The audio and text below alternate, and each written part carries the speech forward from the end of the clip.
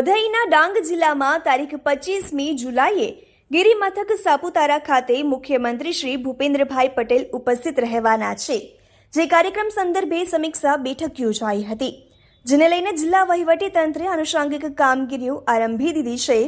ડાંગ જિલ્લા સેવા સદન ખાતે યોજાયેલી એક ઉચ્ચ સ્તરીય બેઠકમાં મુખ્યમંત્રીશ્રીના કાર્યક્રમ સંબંધિત કરવાની થતી પ્રોટોકોલ મુજબની કામગીરી બાબતે સંબંધિત જિલ્લાધિકારીઓને માર્ગદર્શન આપતા ઇન્ચાર્જ કલેક્ટર બીબી ચૌધરીએ વિગતે સમીક્ષા હાથ ધરી હતી।